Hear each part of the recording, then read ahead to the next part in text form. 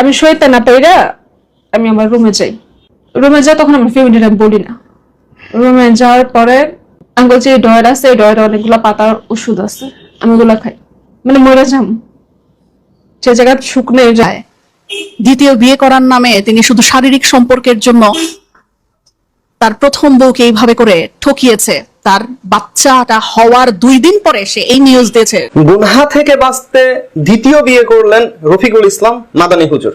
দ্বিতীয় বিয়ে করলে আপনার জীবনে কি আর কোনো গুনাহ হবে? আসসালামু আলাইকুম, আমি আপনাদেরকে দেখাবো রফিকুল ইসলাম মাদানী হুজুরের প্রথম বউ একই সিদ্ধান্ত নিলেন। যাত্রা দেখলে অবাক হয়ে যাবেন। কথা না বাড়িয়ে আমরা এক এক করে ভিডিওগুলো দেখে আসি। আমার শাশুড়ি ডাক দেই, ডাইকে আমি বলি, আর আমার হাজবেন্ড নিচে চলে যায় আমার দেখে। আর রোজ আমি চিল্লাইতেছি হয়তো বা একটা কিছু করুম, এই জন্য আমার হাজবেন্ড নিচে চলে গেছে। আমার শাশুড়ি বলি, আমার যে জালের এই জালের সাথে আমার কথা কাটাকাটি হয়, এক পর্যায়ে ঝগড়াই যে আপনি বড় বাবি হয়ে কেমন এই কাজ করেন, আপনার কি হাজবেন্ড না, আপনার হাজবেন্ড তো দেশে। মানে একটা কথা কাটাকাটি হওয়ার পর আমার শাশুড়ি বলি, আমার যে মেজো জাল, আমার 5 জাল, মেজো জালও উপরে। তখন ঝামেলাটা আমার শাশুড়ি, আমার ওই জাল আর আমি। আর তখন তো আমি নতুন বই। মানে এক পর্যায়ে কথা কাটাকাটির মাঝে আমার শাশুড়ি আর আমার যে বড় যা, উনি আমার বলতেছেন আমার মাথা খারাপ, আমি পাগল, আমি সাইকো, এই জন্য আমি এমন করতেছি। মানে বিচার তো করলোই না, উল্টাই দিল যে আপনি ভুল দেখছেন। জি, এত বছর ওনারা দেখেন না ওনার ছেলে আর ওনার বাইরের বউ এমন, মানে ওনার পুতের বউ। আল্লাহ, মানে উনি শাসন করবে কি, উনি আমার উল্টা গালাগালি করতেছে আমার শাশুড়ি, যে আমার ছেলে এমন না। আপনার জামাই কি ব্যাখ্যা করলো? আমার ছেলে এমন না। তো ওই পর্যায়ে মানে আমার দোষকে বলা হয়, তখন আমি আমার রুমে যাই। আমি আমার রুমে যাই, আমার তো ফোন নাই, আমার মেজো জাল যিনি ওনারে কইছি, উনি কয় আমি নিচে চাই, নিচে যাই দেখি কি হয়েছে তা না হয়েছে। মানে আমার কইতাছে কই তুই নিচে আয়। আমি কে জান আপনি, আমি একটু পরে যাব, আপনার মোবাইলটা দিয়ে, মানে আপনার মোবাইলটা দিয়ে গেলে আমি আমার বাসায় কল দিব। আমার ওই জাল গেলে বাসায় এখনো শোনাইস না, আর একটু পরে শোনা দেখি মানে বাই কি কয় আমার দেব। তখন উনি মোবাইল দিয়ে যাওয়ার পরে আমি আমার আপনার দেবর কি, আপনার ভাসুর কি বললো জানার পর? রাত্রে ঘটনা বলি, মানে এই ঘটনা তো গেল। তখন আমার হাজবেন্ড আমি ফোন দিই, ফোন দেওয়ার পরে কইতাছি উরফাইতে, উনি আইব না, উনি দুপুরে খাইতেই পারবে। তখন আমি আর এই ঝামেলার কোনো কিছু করি নাই। যখন আমার শ্বশুর, আমার বাসুর, দোনো বাসুর আর আমার হাজবেন্ড যখন উপরে আসে, তখন খাওয়া দাওয়া হয়নি, তখন আমি বিষয়টা নিয়ে কথা উঠাই। কথা উঠানোর পরে আমার বাসুররা কয় আমি সাইকো, আমি ভুল দেখছি। আর তখন আমার হাজবেন্ড আমার গায়ে হাত তোলে, মানে আমার কে বিশ্বাস করে। যখন গালাগালি, মানে আমার অনেক প্রচন্ড গালাগালি করে, আমি সাইকো, আমি পাগল, বিভিন্ন ইত্যাদি করার পরে আমি সইতে না পাইরা আমি আমার রুমে যাই। রুমে যাই তখন আমার ফ্যামিলির আমি বলি না। রুমে যাওয়ার পরে আঙ্গুল যে ডয়ের আছে এই ডয়ের অনেকগুলো পাতার ওষুধ আছে, আমি ওগুলো খাই। মানে মরে যাম সে জায়গায় শুকনো, এই জায়গার মধ্যে কি আছে, কিন্তু সব জায়গায় আমি বুঝি নাই। তখন খাই, খাওয়ার পরে হসপিটাল লইয়া যায়। আমার এরপরেও কি আপনি আবার দেখছেন কখনো? জি জি আবার দেখছেন? জি, আমার নন্দ যিনি আছে উনি আমার দেখছে যে খাইতে। কতদিন পরে আবার এই কাণ্ড দেখছেন? বলি প্রচারটা শেষ করে উনি আমার হসপিটাল হয়ে যাওয়ার পরে, মানে সুস্থ সবল করে, মানে আমি হ্যাঁ খাইছিলাম বলি। আমার হসপিটাল আনার পরে আবার বাসুরের ওনার বউর সাথে ঘটনাগুলো ঘটলো, ওই বাসুরে পাউদের মাপ চাইতে, মানে মাপ করবই না। বুঝতে পারছি।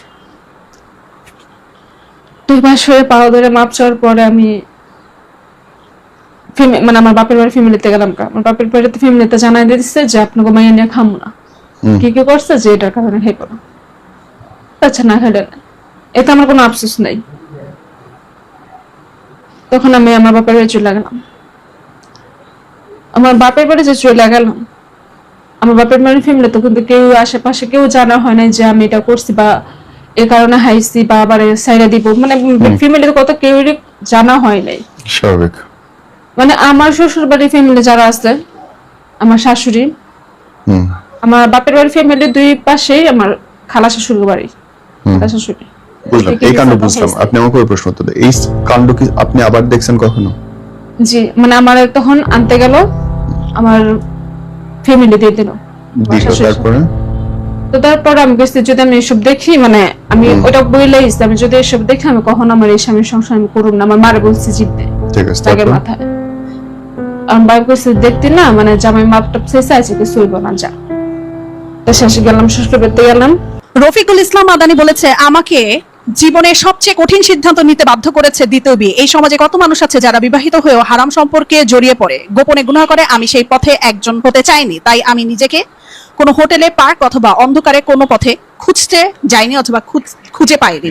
মানে তিনি বুঝাতে চাচ্ছেন দ্বিতীয় বিয়ে করে তিনি অনেক মহান কাজ করে ফেলছেন।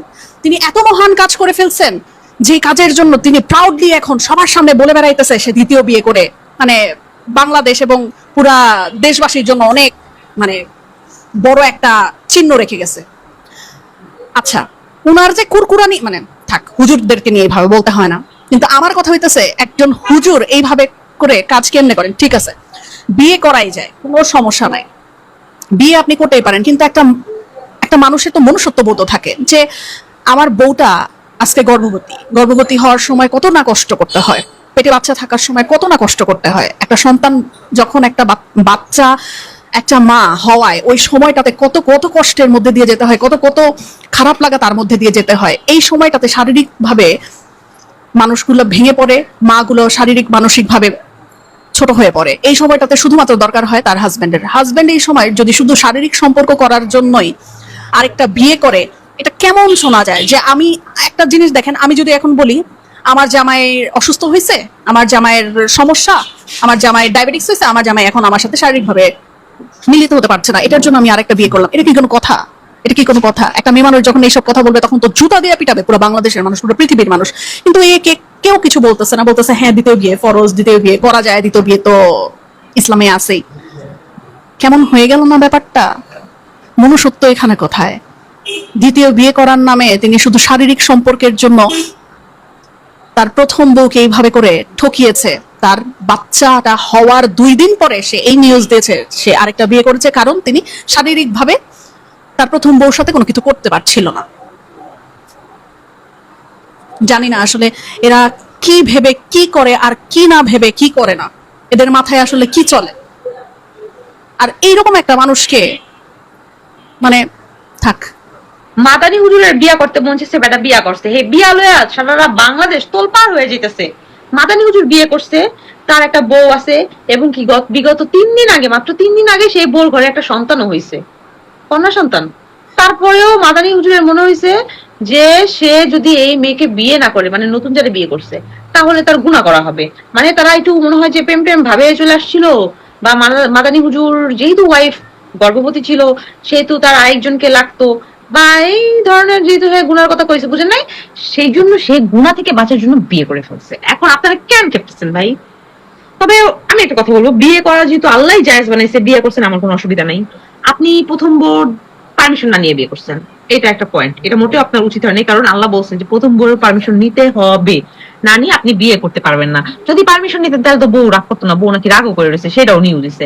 আপনার এটা মোটেও উচিত নেই। বেটির মাত্র 3 দিন আগে বাচ্চা হয়েছে, আপনি আজকে কেমন বিয়ে করেন? যাই হোক, এটা হলো একটু অভিমানের কথা। আর ধর্মের কথা হলো, বিয়ে করার অধিকার আল্লাহ জন দিছে, বিয়ে করছেন ভালো হয়েছে, হ্যাঁ বিয়ে করছে, আপনারা এত কষ্ট পাইতেছেন কে? হুজুর দেখে এত নাচানাচি কামড়া কামড়ি, আরে বেটা হুজুর ছাড়া কত বেটা, বা এরকম বাইরের মানুষ ছাড়া কত বেটা বিয়া কইরা বোরে ছাইরা ছুইরা পোলাপাইন শুদ্ধা ফলাইয়া যেতেছে, হেরি চোখে পড়ে না? বেটা বিয়া করছে, বিয়া করতে মন চাইছে, খাওয়ানোর ক্ষমতা আছে, করুক না। নাচানাচি করার তো কিছু নেই, আছে? আছে কোন? আপনি খাওয়াবেন? আমি খাওয়াবো আর বউরে? আমরা কেউই খাওয়াবো না। এই বেটার খাওয়ানোর ক্ষমতা আছে দেখে বেটা বিয়ে করছে। এত পেছানোর কি আছে? এত পেছানোর কিছু নাই। এরকম বহুত বেটা আছে বাংলাদেশের, অহরহ বিয়ে করে। বেটা তো একটা বিয়ে করছে, মানে 2টা বিয়ে করছে, একটা করার পর আরেকটা করছে। এমন বেটা আছে 10টা 15টা 50টাও বিয়ে করে, এই নিউজ আমরা শুনি। ফলাও করে ফলন হয় যে এই লোক এক এক জেলায় এরকম 36টা বিয়ে করছে, 52টা বিয়ে করছে, এক এক ঘরে একটা করে বাচ্চাও আছে। তো বেড়াকে আল্লাহ যায় ক্ষমতা দিছে, জায়েজ বানা দিছে, বেড়া তো বিয়া করবই। কিন্তু কি আমার একটা জিনিসই খারাপ লাগছে যে সে বোর্ড পারমিশন নিয়ে বিয়েটা করে নাই। কারণ ধর্মীয় আইনে বলেন, বাংলাদেশের আইনে বলেন, প্রথম বোর্ড পারমিশন নিয়ে বিয়ে করতে হয়, এটা নাকি আইনে আছে। সে আইন বহির্ভূত কাজ করছে, সেক্ষেত্রে যদি তার ওয়াইফ কোনো লিগেলি মানে ব্যবস্থায় যায়, সে অবশ্যই আইনের আওতায় আসবে। আর যদি না যায় সেটা তাদের ব্যাপার। হ্যাঁ, বিয়া করছে গেলে বেড়া বিয়া করতে যাবে না, বেড়ার তো বউ প্রেগনেন্ট, বেড়ার বউর বাচ্চা হয়েছে, সে বেড়ার বিয়ে করতে মন বিয়ে করছে, এই নিয়ে তো কামড়াকামড়ি করার গিয়ে আছে। বিয়া করুন আপনার কি, আপনার মন আপনিও করেন, আপনি যদি খাওয়ানোর ক্ষমতা থাকে আপনিও করেন, একটা না 5টা করেন, অবশ্য 4টা পর্যন্ত জায়েজ আছে, বুঝছেন? ভুলা যায় না এটা। ছেলে মানুষের খালি বিয়েই করতে মন চায়। এইবার ছেলে মানুষের কিছু থাকার না থাক, বউ লাগবো 4টা। মানে অন্য ফরজ অথবা অন্য সুন্নত তারা পালন করুক আর না করুক, বউদের সমান অধিকার দিতে পারুক আর না দেয়, কিন্তু বিয়া করতে চায় 4টা, মানে 5-6টা করতে পারলে আরো ভালো। এই যে মাদানি হুজুর বলল যে আমার বউর বাচ্চা পেটে, সে শারীরিক চাহিদা আমার মেটাইতে পারে না, এখন আমি কি করব? আমার আরেকটা বিয়া করতে হইব না? এই কারণে বাচ্চা পেটে থাকা অবস্থাতে আমি আরেকটা বিয়া করছি।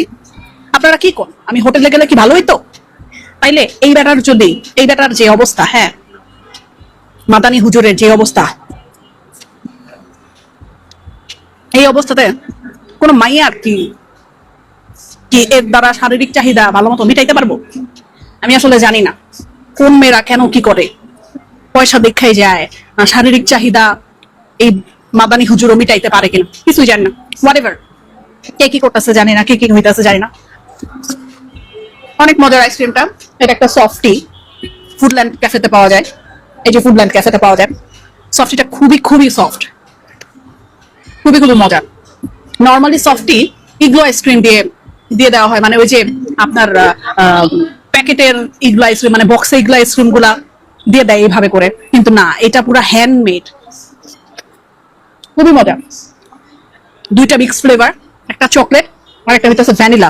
আপনি চাইলে 2টা মিলাই নিতে পারেন।